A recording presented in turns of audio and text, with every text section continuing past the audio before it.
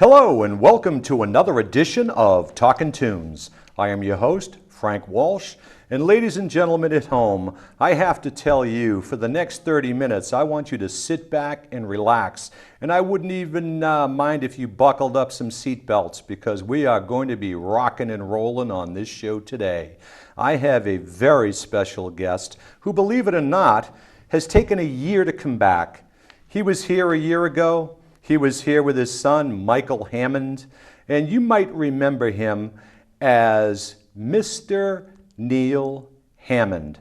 So, without further ado, Neil. Frank, great to see you. What's taken you so long to come back? It was a fast year. It's been a year. It's only a week. It's been a year. Yeah, I know, but it went by like a week. I have to ask you. Wow. Did you go home last year, or have you been sitting here for a year just waiting in anticipation to be back? You know, it kind of seems like that I never left, actually, because I think we talked about another show, and it took a year to get here. Well, I think that is your fault and not mine. I'm sorry, I tell you, apologize. That was one of the best shows that we had ever done, and I don't think that I have enjoyed a show or had as much fun as we did the last time you were on. Yes, I enjoyed it very much myself, and it was awesome singing with you at the end of that show, and I really, really enjoyed it. That's why I'm back. I tell you, I figured I owed it to you. Well, because, I owe it to you because we have a fan base out there that has been just clamoring to have you back. So rather than go on with our Mutual Admiration Society here,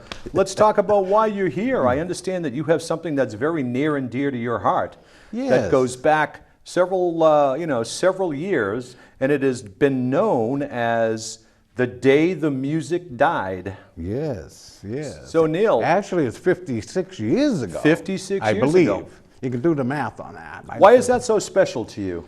Well, it was so special for me because I was 14 years old and I was selling newspapers outside the emergency ward of the Boston City Hospital on Albany Street. Know it well. And I was 1 month shy of 15. And of course, I've had the newspapers and I had the headlines, and I thought I lost a member of my family. I was sick in my stomach, and it was a sad, sad day when that took place. And the whole week was sad, obviously. Now let's enlighten the folks at home, for those one or two who may not know what that story is about. So why don't you give a little bit of history about the day the music died? Well, the day the music died, there was three legends who were just producing some great music, and they all had hits on the charts. And it was the Big Bopper, Buddy Holly, and Ritchie Valens. And they were just rising stars and breaking all kinds of records with their music, and we lost something that God only knows that what the future would have been in music, where they would have took it, and what we lost. And we lost a lot, and it was dubbed the day the music died. Now, the three people who you mentioned, I mean, all great talents in their own right, and they were very young. Very young. The Big Bopper was 28 years old, and Buddy Holly was 21, and Ritchie Valens was only 17. It amazes me when you hear how young they were, and yet you listen and understand the music that they produced. Obviously Ritchie Valens, La Bamba, everybody knows La Bamba. Love it. And Buddy Holly, his anthology speaks for itself. He has more songs than I can even remember. Yes. And every one better than the next one. Yes. I think Buddy Holly was probably the best because he really worked on music. His life was working on improving the sound and dubbing over songs. He did some things that were never done. Right. And so I think Buddy Holly was the one that was way out front. Yeah. But Richardson was the Big Bopper. Yep. And Richardson did some amazing things that a lot of people didn't know. He wrote songs, and a couple of songs he wrote, one was a song called White Lightning that George Jones, the legendary country singer, got his first #1 hit out of. Right. And then he wrote another song called Running Bear. Running Bear, Yes. love little white girl. Yes. Know it well. And that was, I believe, a #1 hit. And he wrote it for a friend of his. He sang on it on the background of the record, but he wrote it for a friend of his, and that became a #1 hit. I know, but I understand that when he wow. wrote that, Yeah. he wrote that, and they told his mother what the title of the song was, and she said, "Hey, put some clothes on." She didn't want him to be Running Bear. You know? That's right. It'll hit you at home, folks. Yeah. It might take a beat or two, but you'll get it sooner or later. You know. I love that song. It is I never knew the history until I started studying and getting a little prepared to get some information. But it was something about him that I didn't know at all. Actually, I just knew that Chantilly Lace was his. He did a lot of other songs, but that was his big one. It was the hit at the time when the airplane went down. The airplane went down February 3rd, 1959. Yep. And that was dubbed the day the music died. Well, I think that it's time for us to keep a little bit of that music alive. Yeah. And speaking of the Big Bopper, I understand that Yes. you have been practicing a little bit, one of his greatest, if not his greatest hits. So what are you going to be playing for us? I think we're going to do Chantilly Lace. Chantilly Lace. Yes. Well, you might want to grab that guitar. Okay. And Go to I this- am going to direct our esteemed producer today, Michael Hammond. So Michael Hammond, we are going to present to you your dad, Neil Hammond, doing Chantilly Lace. Take it away over there, Neil. Okay. Hello, baby. This is the Big Bopper speaking. A Chantilly lace and a pretty face and a ponytail hanging down, a wiggle and a walk and a giggle and a talk. Love makes the world go round. There ain't nothing in the world like a big-eyed girl. Make me act so funny. Spend my money, make me feel real loose like a long nickel. Ah, baby, you know what I like. Chantilly lace and a pretty face and a ponytail hanging down, a wiggle and a walk and a giggle and a talk. Love makes the world go round. Ain't nothing in the world like a big-eyed girl. Make me act so funny. Spend my money, make me feel real loose like a long neck loose. Ah, baby, you know what I like. Well, I think your passion and the enthusiasm that you put into that really came through. And I noticed that as you were doing that, we had a little bit of nostalgic background there for you at the Surf Ballroom. Yes, isn't that amazing? Unbelievable. Yes, that was the last winter dance, which has been dubbed that naturally as last winter dance party. Cool. And that was the last time they performed, and that's where the plane came out of that state, Iowa, and crashed shortly after they left the airport or where they were. And, yeah, so that's pretty nice to be playing outside the Surf Ballroom. Well, Yes, very cool. You absolutely. sounded great. Thank but, you. to extend that story a little bit, the day that the music died, several years later, some guy by the name of Don McLean wrote a song called American Pie. And American Pie is supposed to have told the story of the day the music died all the way through the transition in music into the 50s, 60s, into the 70s. So why don't you chat a little bit about that? You've got some little anecdotes about that song. Well, it was in 1971 is when Don McLean Correct. put the song out there. And I remember it at the time. It didn't mean a whole lot to me because I lived through the time of the plane crash, and I was selling newspapers, and it was on the headlines in 1959. So a lot of people, if you ask them, and that's kind of one of the things that inspired me to kind of do the show a little bit, to go on with this, is I was at a cookout, and most people, when you ask them about the day the music died, they came up with Don McLean's song. But that was 12 years later. Yep. So it's like, wow, they kind of missed what really took place here. Right.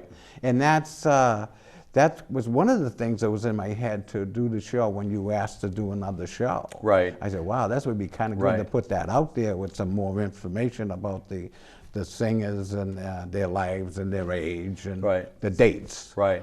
Well, you know, Don McLean never really came out because if you know that song, it is very symbolic, it's very metaphorical, and it can be interpreted in many different ways. And one of the best answers, and I think I've said it on other shows, he had been asked many, many, many times over the years to really explain what he meant. And he would always leave it open to interpretation and say, hey, you know, it's whatever you want it to be. And they said, well, Don, what does that song mean to you? And then finally he gave one of the best answers I ever heard of a question. They said, Don, what does this song mean to you? And he says, it means I'm never going to have to work a day again in my life. Right. Because the money he made off of that. Yeah, we all know this with the song and the times, and it was amazing. But again, I lived through the time, and I lived through their music, and I was a teenager. Right. I was having a great time with their music. Yeah. Dancing with the girls. Jitterbugging was the top dance at the time, and then was the records that we danced to. Right. Did the jitterbugs, you know. Well, you know, I think that song really captured the transition because, you know, as I understand it, it kind of picked up at the point where, you know, the doo-wop and the rock and roll and folk music was really in vogue. Pete Seeger, Joan Baez, they were really big at that time. Yes. Then all of a sudden, there was a transition that came in with Elvis Presley, the Beatles, the Rolling Stones. All the music started shifting, and basically what that story tells is it kind of paints a picture through words and through images that transition from the 50s, the 60s into the 70s with references from many different groups. I mean, from the Byrds to the Beatles to the Rolling Stones to Dylan to Mick Jagger to, you know, An awesome so time, many. an awesome time so to many live through. I different loved people. it. Everybody you named. Oh. I loved it. Yeah, I did. Unbelievable. Even at the end, Janis Joplin. I love Janis Joplin, how I it do. ends, you know. I But you know, the do. three men I admired most: the Father, Son, the Holy Ghost. They caught the last train to the coast, last plane to the coast. I love The day the Janis. I have music died. Janis Joplin songs. I do. Well, you're going to have to come back another time, and you're going to have to I'm do going to have some to Janis. do Janis Joplin? You know, okay. you keep this I up. can you do know, it. We know, we're just going to have to, you know, bring it back 20 times. The heck I'll with bring all the my other wig guests. and I'll look like Janis. Absolutely. But as you know, time passes pretty quickly. Yeah, so right. let's go back to Yes. to someone who you want to sing about now. Whose song? Well, let's talk about Richie Valens a little bit. Okay. One thing I like to kind of throw out, I mean, at the Times in 1959, which Richie Valens, when he popped onto the scene, his real name is Richie Venezuela. Venezuela, correct. And Richie, because of his Latino connection, he was Mexican descent, that would not play very well in people's minds back in the late 50s. Right. So they felt that it would hurt him on selling his records and, of course, making money. And, of course, Richie was really, really against changing his name because he was proud of who he was. He was proud of his heritage, And he yes. was proud of his name, absolutely. But he caved in, and they changed his name and dropped it down to Richie Valens. And being only 17 years old, pretty amazing story about him. Yep. And he had some hits, and one of the hits that he had at the time that was at the Winter Dance Party was Donna. Oh, Donna. Yeah, and I'm not sure if it was number one at the time or where exactly it was, but it was way up there, and it was a hit song. And I think that's the one that I would do right now, I Well, guess. why don't you grab that guitar? Okay. And ladies and gentlemen at home, sit back and relax. Listen to Neil Hammond sing Oh, Donna. Okay. Ooh, Donna, ooh, Donna, ooh, Donna, ooh, Donna, I had a girl, Donna was her name, since she left me. I never been the same, 'cause I love my girl. Donna, oh, where can you be? Where can you be? Ooh, Donna, ooh, Donna, ooh, Donna, ooh, Donna. Who was that masked man who kind of snuck out of the booth and joined you? That face looked pretty familiar. If I remember right, I think it's my son. Michael Hammond. Looks like him. Wow, I tell you, he's a magician. I mean, here he is in one hand pushing the buttons, and the next hand he comes flying in here and starts doing a duet with you. And he's a ventriloquist, too. I mean, he does the whole thing by himself. Not only is he a ventriloquist, he can talk without his mouth moving. That is amazing, amazing. Unbelievable, Yeah, always unbelievable. fascinated me. Well, that was kudos to both of you. Thank you. Thank you in the booth there, Michael. Nice job. Absolutely. Unexpected pleasure. I didn't see Yeah. that one coming. Yeah. But yeah, let's go back to to some of those stories, and why don't you continue talking a little bit about the Don McLean and the three individuals there, if you have any other anecdotes that you might want to share. Yeah, the big one, like I said, to really influence the music at the time was Buddy Holly. And Buddy Holly just had some terrific songs that he did. And I think we're going to do one of his now. And is there anything you want to say that you want to add to Buddy Holly? Well, I was 21 years old. just a wee little boy at that time when he was around. Yeah. But to this day, I can hear Buddy Holly's influences in so many other musicians. Yes. And I think that that truly was a day where the music died, but It lives die. on. Yeah, it lives on. It only died really for one day, Exactly. technically. Yeah. And because music exploded, rock and roll exploded. Amen. And the other, Buddy Holly opened for Elvis Presley at one time. On I one heard of the that. thing. Yeah, I got that off the internet.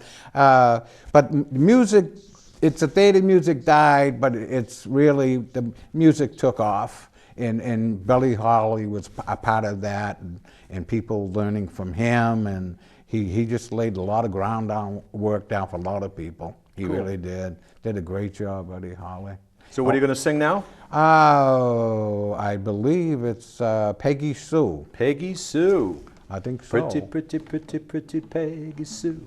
So, without further ado, ladies and gentlemen, I present to you Mr. Neil Hammond doing Peggy Sue.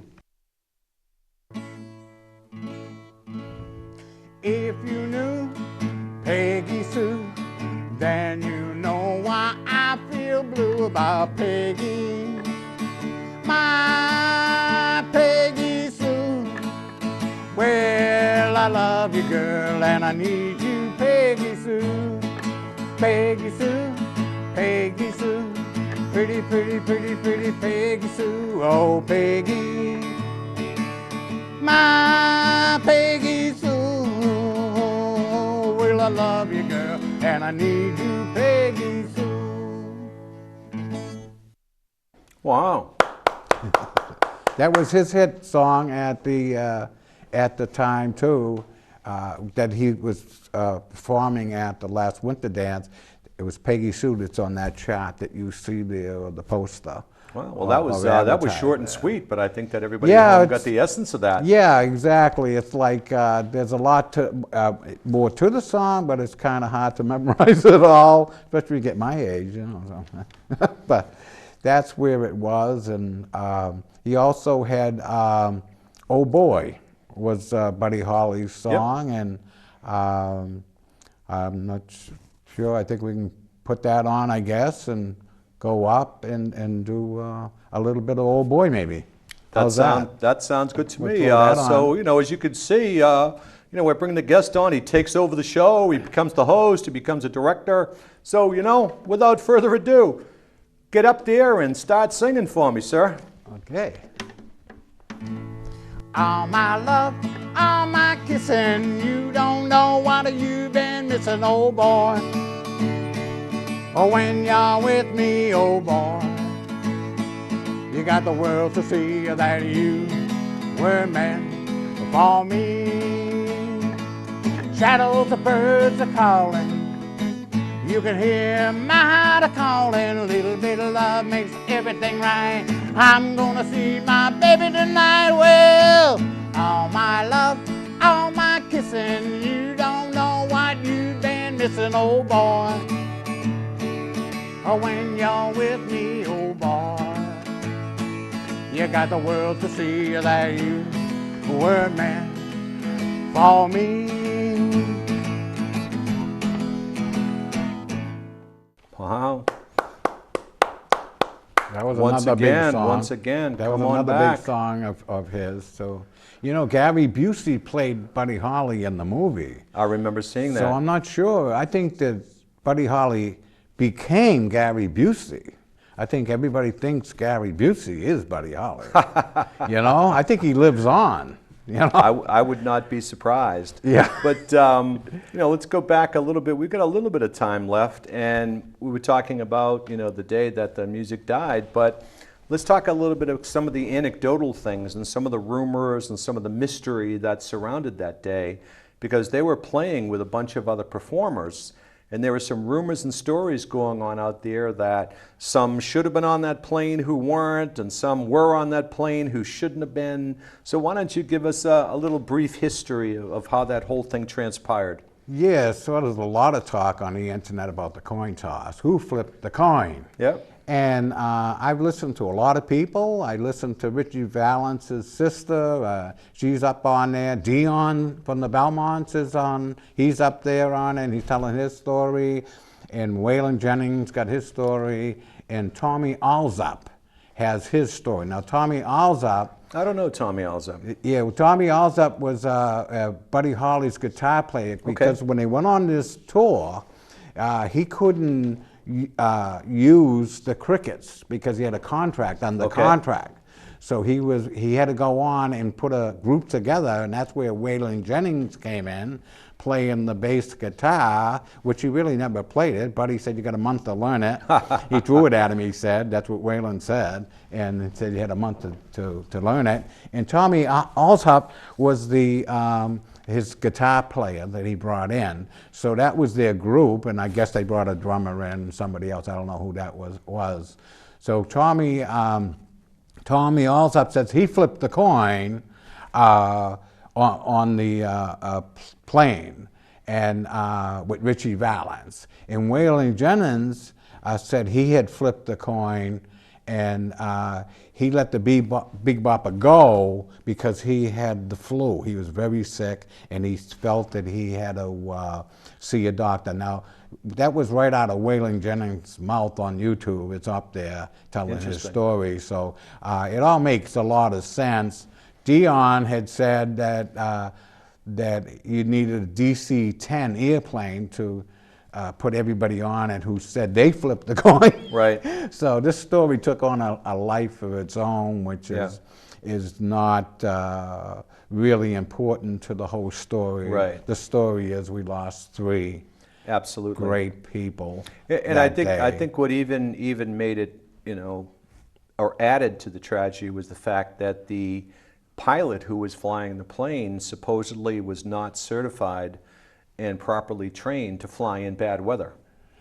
And he flew the plane anyway. Yes, right. And that he was not supposed to have been flying that plane. Yeah, it was the times, I guess, that you could get away with these things. You know Yeah, what you I wouldn't mean? get away with that stuff today. It's just so hard to believe that it happened because of what you're saying. The pilot should have never been flying. And you feel sad that they weren't figured it out or smart enough not to take the plane. But the bus, the heating system on the bus broke down. Yep.